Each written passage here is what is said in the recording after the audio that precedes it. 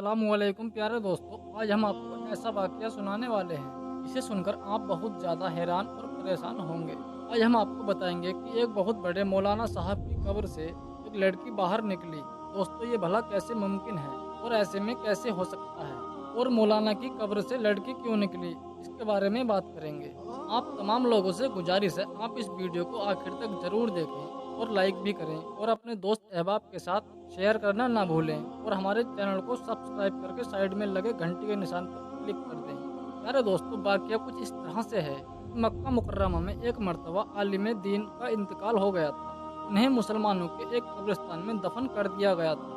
उनकी मौत के कुछ सालों बाद एक और शख्स का इंतकाल हुआ। अब क्योंकि अरब का दस्तूर है पूरे की जब कोई कब्र पुरानी हो जाए तो कब्र में पुराने मुर्दे की जगह में नए मुर्दे को दफन कर देते हैं, और इस तरह कई बार मुर्दों को एक कब्र में दफन किए जाते हैं। लिहाजा उस शख्स को दफन करने के लिए जब मौलाना साहब की कब्र को खोला गया ताकि नए मुर्दे को इस कब्र में दफन किया जाए, तो कब्र खुलते ही एक अजीबो गरीब मंजर सामने आ गया था। दोस्तों, उस कब्र में आलिम साहब की लाश की बजाय एक निहायत ही हसीन और खूबसूरत लड़की की मैयत थी, और वो लड़की किसी यूरोपियन कंट्री जैसे अमेरिका या फ्रांस वगैरह की मालूम होती थी।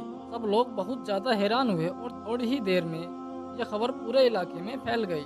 फला आलिम की कब्र में उनकी मैयत की जगह एक लड़की की लाश है।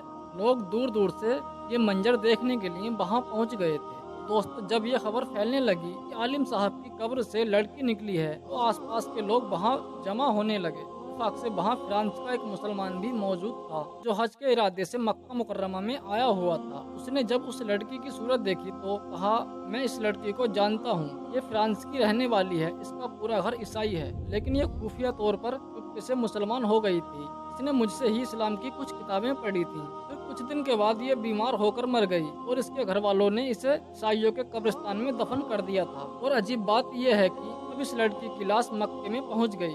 लोगों ने कहा, इस लड़की की मैयत यहाँ होने की ये वजह हो सकती है, ये नेक और मुसलमान थी, लेकिन फिर आलिम साहब की मैयत कहाँ गई, उनकी लाश का क्या हुआ। किसी ने कहा कि हो सकता है उनकी लाश उस लड़की की कब्र में चली गई हो। तो वो जो फ्रांस का मुसलमान था, उसने कहा कि मैं कुछ दिनों में हज से फारिग होकर अपने मुल्क जा रहा हूँ, मैं उस लड़की के घर वालों से मिलकर उसकी कब्र गुसाई करके देख लूंगा, यानी उस लड़की की कब्र खोलकर देखूंगा कि आखिर मांजरा क्या है। लोगों ने कहा ठीक है, और उन लोगों ने एक आदमी को उसके साथ भेज दिया। उस आदमी ने अपने मुल्क जाकर लड़की के घर वालों को सारा वाकया बयान किया, तो लड़की के घर वाले ये सुनकर बहुत ज्यादा हैरान हुए। चुनाचे हकीकत को जानने के लिए उन्होंने लड़की की कब्र खोली तो लड़की की ताबूत में उस आलिम साहब की मैयत थी जो मक्के में दफन किए गए थे। वो लोग बहुत हैरान और परेशान हुए कि आखिर ये मांजरा क्या है।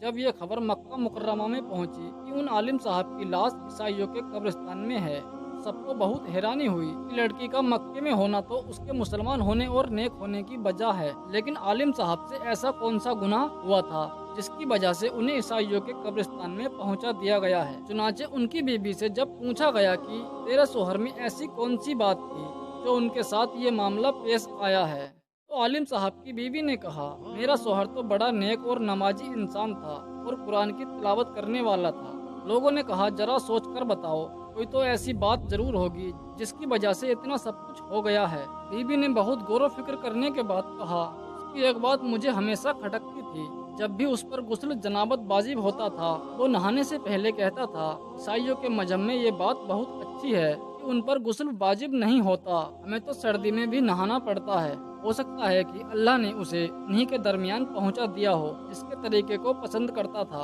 और इस्लामी तरीका उसे ठीक नहीं लगता था।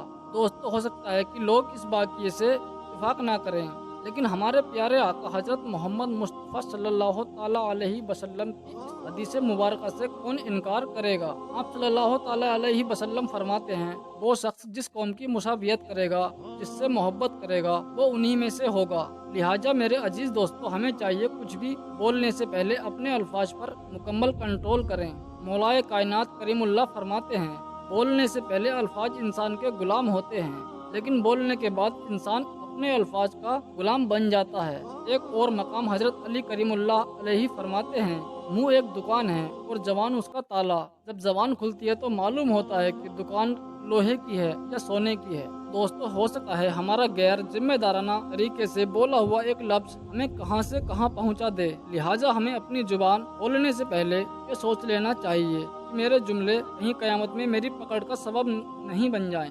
मेरी ये बातें किसी के दिल अल्लाह और उसके रसूल सल्लल्लाहु ताला अलैहि वसल्लम का सबक तो नहीं बनेंगे। अल्लाह रब्बुल इज्जत हम सबको अपनी जवानों का सही इस्तेमाल करने और शरीयत के मुताबिक करने की तौफीक अता फरमाए। आमीन या रब्बुल आलमीन। यारे दोस्तों, आज की वीडियो में बस इतना ही। आपकी इसके बारे में क्या राय है? कमेंट बॉक्स में जाकर कमेंट करें। इसी के साथ इस वीडियो को अपने दोस्त अहबाब के साथ शेयर करना ना भूलें। इंशाअल्लाह जिंदगी रही तो बहुत जल्द एक नई वीडियो के साथ आपकी खिदमत में फिर से हाजिर होंगे। अल्लाह हम सबको अपना हिफ्ज़ो अमान अता फरमाए। आमीन या रब्बुल आलमीन।